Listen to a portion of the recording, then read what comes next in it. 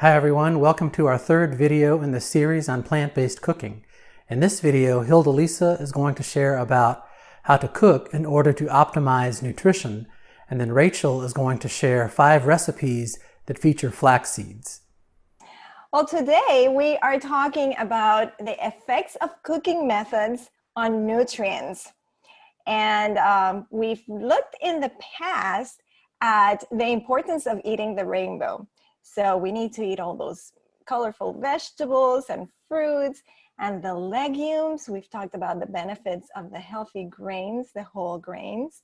And one of the things that you may wonder is, what is the best way to prepare all these foods? Well, research has shown that different cooking methods affect the nutrition content of foods. So then the question arises, should we eat these foods raw or should we cook them? Well, actually, it turns out that there are some compounds in some raw foods that actually affect negatively the way that our bodies absorb nutrients or digest different nutrients. And these compounds are called anti-nutrients. Now, anti-nutrients, let me lower this, hold on.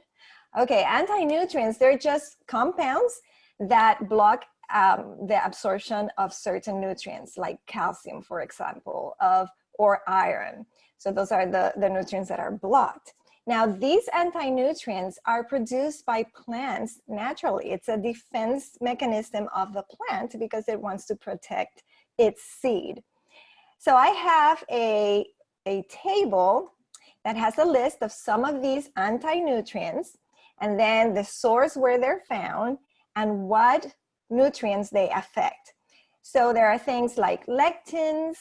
They are found in legumes or beans, and it blocks the absorption of calcium, iron, phosphorus, and zinc. Then we have the phytates or phytic acid. They're found in beans and in whole grains and seeds. And again, it affects the absorption of iron, magnesium, calcium, and zinc. And then we have some more down the line there towards the bottom of the list. There's the oxalates or the oxalic acid. Those are found in leafy green vegetables and in tea, and it affects the absorption of calcium and I believe iron too. And then we have the last one, the glucosinolates, which are found in cruciferous vegetables, and they affect the absorption of iodine. So does it mean that we should not eat these foods, these plant foods, because they're high in the anti-nutrients? Well, the good news is that many of these anti-nutrients can be removed or deactivated by soaking, sprouting, or boiling. And that's the reason we soak our beans, because when the beans soak and the whole grains or some of these foods soak, then it sheds a lot of those anti-nutrients. So then we can absorb some of the other nutrients. So I want you to keep in mind that these foods, like the legumes, the whole grains, the nuts, and the vegetables, they are all associated with lower rates of cardiovascular disease, weight loss, type 2 diabetes, and cancer.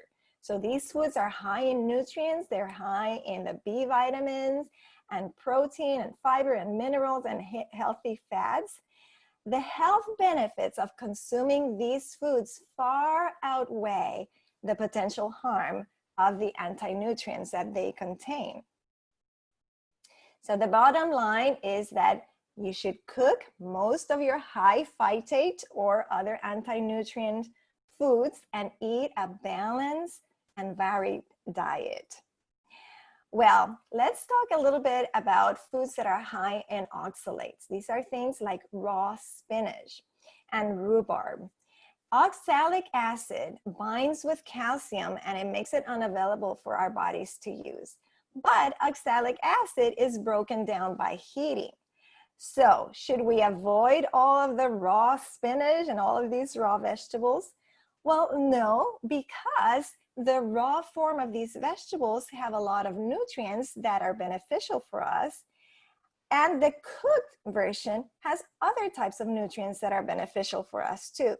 So if we have both raw and some cooked, then we're going to get the most benefit from these foods. So a combination of some raw and some cooked.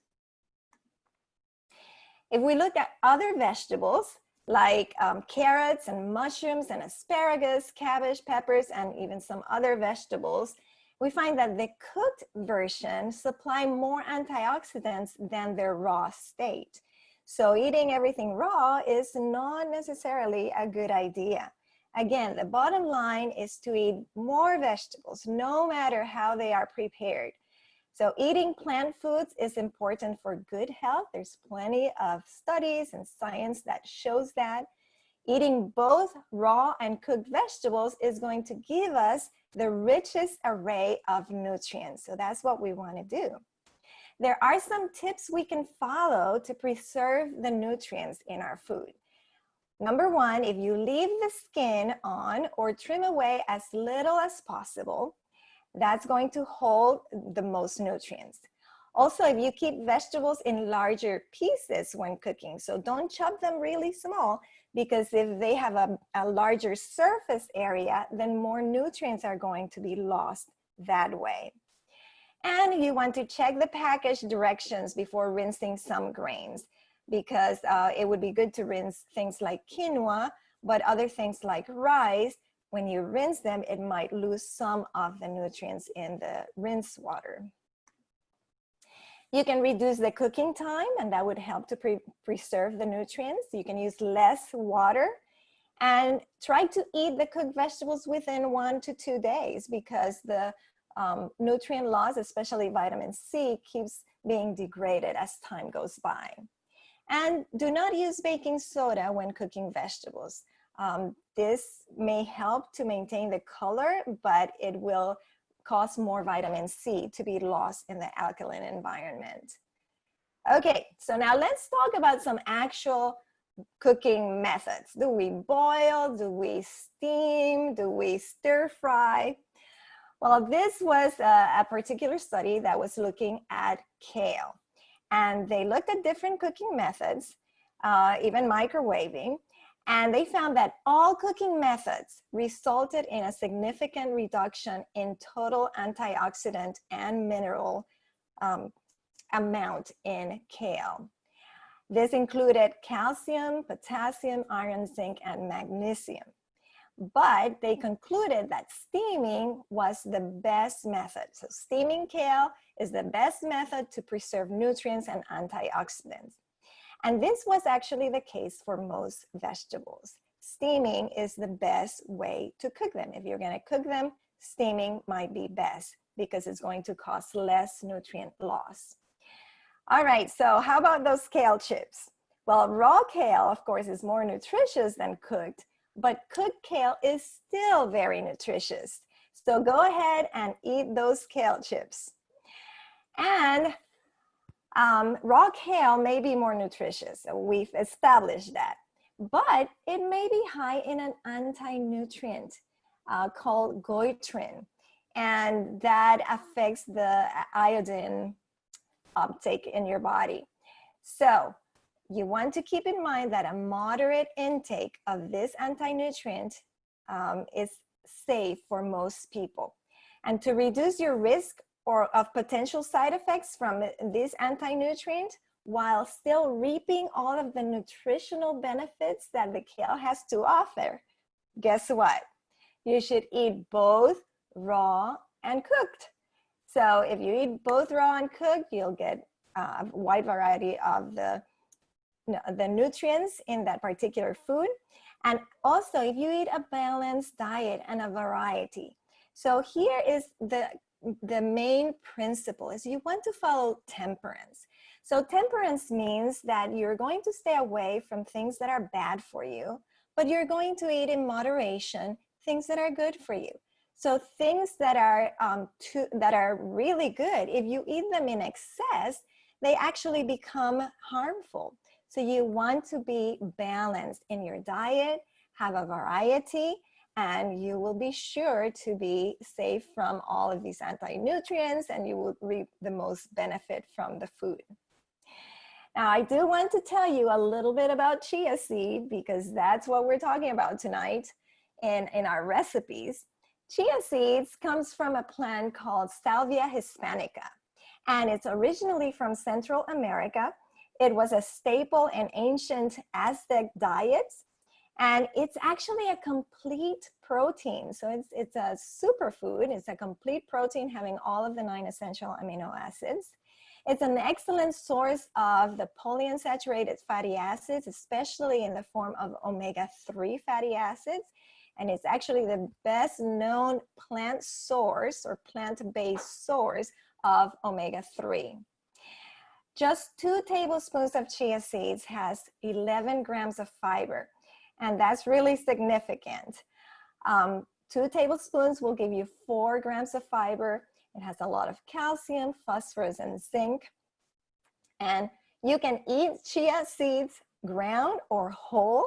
So unlike the flaxseed that you have to grind it to make sure that your body can digest it, that's not the case for chia seeds. You can have it both ground or whole because they easily break apart in a moisture environment. And you want to eat chia seeds that have already been soaked in liquid or are served with a moist food such as oatmeal or yogurt. So you do not want to eat dry chia seeds by themselves. Now, why is that? I found this to be really interesting. There was a case that made the headlines of a patient who ate chia seeds, just raw or just dry chia seeds. He ate the chia seeds and then he followed it up with a glass of water. And that expanded in his esophagus and it caused a blockage. So it's just not a good idea to just eat the dry chia seeds. Make sure they're soaked or you eat them with something moist or some liquid. So thank you. And now back to Rachel. Today I'm going to share some chia pudding recipes. This one is one that you can make ahead of time. It's wonderful. Chia seeds can be used ground, like Hilda-Lisa was mentioning, or you can use them whole. This first recipe for chia pudding is very simple, and you just use the chia seeds whole as you would see them in the store. So this is the first recipe. I'm going to show you the video here. And here it comes. All right, and so the first thing we're going to do is, it's 2 ingredients. That can't get any easier. You first use the almond milk and pour it in, and then you're going to mix the chia seeds in. This step is kind of important. You need to mix them in once, but leave them on the counter while you're doing other things, and you'll want to come back to them several different times. It only takes about 5 to 10 minutes to get them ready, but since they absorb 9 to 27 times their weight in water, you have to mix them several times. Otherwise, they will stick together like they did in that man's esophagus, and you will end up with dry chia seeds, which is disgusting. So you want to mix them well several times, and I think I did it 3 times, and by the 3rd time you can see a very big difference in the texture of them where the gel has formed. And so they're ready at that point to just stick in the refrigerator for 2 to 4 hours. You can eat it right there, right now if you wanted, but I prefer putting cold. And you know, you don't have to add any sweetener to it because you can top it with granola or you can top it with fruit. And that's the way we prefer to do ours. So, and there's the end product. Very simple recipe. And one that can be prepped ahead in the morning for your evening meal. All right, this is a fun way to use those extra chia seeds as well and add 1 complete protein to another complete protein, as quinoa is also a complete protein. And this is a very simple recipe. I'm going to make a wrap out of it. Now, why a wrap? Well, sometimes you don't want to eat the flour tortillas.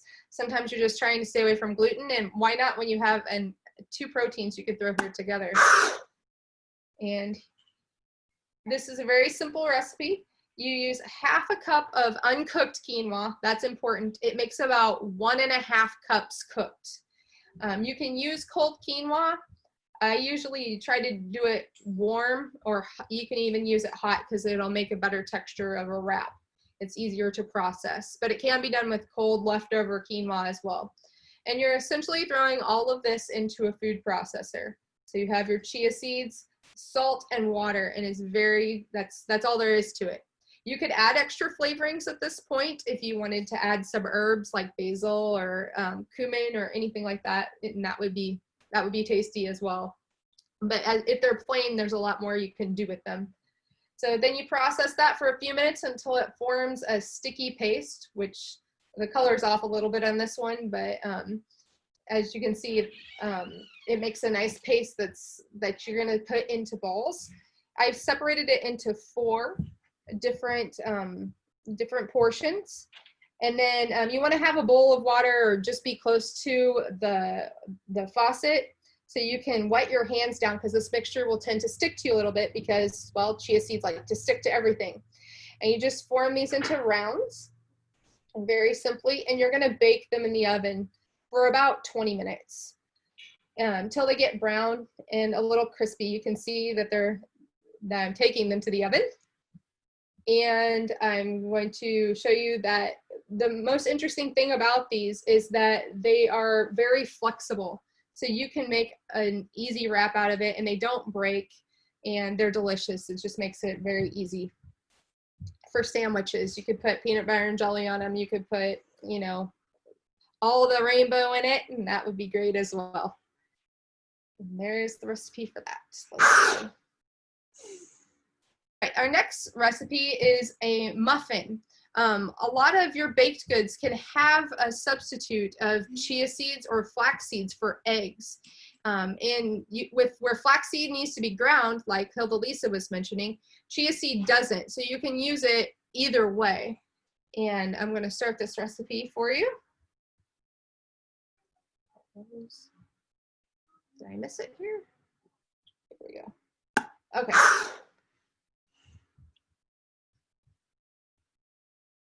And here's all, it looks like a lot of ingredients, but it's really not terrible.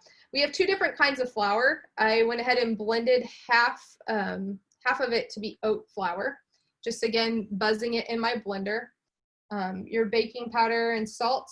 And then these are whole chia seeds that we're putting in, which is kind of like a substitute for a lemon poppy seed muffin, essentially. Mixing it around like you would any dry ingredients for a muffin recipe. And then adding almond milk and lemon juice. The lemon juice is about 3 tablespoons, which is approximately 1 large lemon. These muffins are not overly sweet at all. I added maple syrup. It's about, I think, 2 tablespoons full, so they're not sweet. They're very breakfast friendly. And then the applesauce adds a little bit more sweetness to it and adds a nice texture as well. And here I'm using flaxseed as well as the chia seeds, and this flaxseed is ground, making a flax egg where you combine it with water. And then mixing that together, and if you've never zested a lemon, it's just peeling the yellow part of the skin off. I have a zester, which is like a small grater where you can grate it. You can use a box grater to do the same thing, or you can use a potato peeler to peel off small parts of the skin and cut it up, which works as well, or throw it in a food processor. This recipe will portion out for about 7 muffins, which is about a baker's half dozen. And so you could make 12 easily out of this and pile them a little bit higher for a little larger muffin. And I use the silicone muffin cups. I find them easier to get muffins out of. And these bake for about 25 minutes at 350, in my oven at least. It may be a little less in yours. And there they are. And we have our lemon muffins.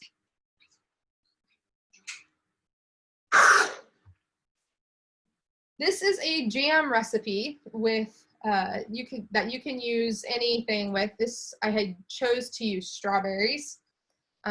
Why make your own jam? Well, if you've looked at the ingredients on jam, even the all fruit ones sometimes are kind of scary looking. So this, you can control the amount of sweetener in, and the chia seeds controls the texture. So you're not adding a lot of extra things to it. Let's see. Where'd it go? There it comes. In this case, you just need a pan, and you'll need a potato masher or a fork, probably. These are frozen strawberries, and since my frozen strawberries I find them not usually to be very sweet, I went ahead and added apple juice concentrate, just a very little amount. And as you add the apple juice concentrate, it'll sweeten it just enough. You could also use agave or honey if you'd like, or you could leave it out. And this recipe could be made with cherries or raspberries or blueberries or whatever berries you have on hand. As I heated them up, once they kind of got to a boil and the strawberries were soft, I mashed them. And then I added the chia seeds and a little bit of vanilla extract. This way, the chia seeds will start to release their gel a little faster with them being heated up. And you just take this back to the stove and you boil it for another 3 to 5 minutes. And then let it set on the back of your stove until everything sets up. And you can see it makes a nice jam that you can spread onto toast, or that you could put in a parfait. Many delicious ways to eat the strawberry chia seed jam. This last recipe is another chia seed pudding. This one's a little different as we blended the chia seeds. Some people do not prefer the texture of chia seeds as they're very close to tapioca, and this is a slightly different take on this. This is a very much a blender-friendly recipe. Not quite as easy as this other chia seed pudding, but if you don't mind cleaning out your blender, it's a very tasty recipe. In this recipe, I used coconut milk. You could also use, my choice would be soy if you didn't use coconut. And then you add 2 cups of fruit and a little bit of honey. Again, you could use any kind of fruit you wanted. Strawberries were my choice of what I had in my freezer, but you could use raspberries, blueberries, and cherries. Mango would even be good in this. Just whatever you have on hand. And it takes another, I don't remember how many chia seeds were in that recipe. I have to look at the end here. And then you add your strawberries. I didn't even put the chia seeds in the recipe. Oh, that's sad. I'll have to fix that. Okay, and then you blend it all up, and you'll want to, again, put it in the refrigerator for 2 to 4 hours. And you get a nice creamy textured chia pudding that you can add fruit to as well. And there's a little bonus at the end because I made a raspberry one as well. And you can see the color on that is nice, beautiful pink color. If you found this video helpful, be sure to like it and give it a thumbs up. Also, subscribe to our channel if you'd like to receive more content like this. We have a website as well, southbaysda.org/health. There you can see all about the health programs we offer throughout the year. Thanks.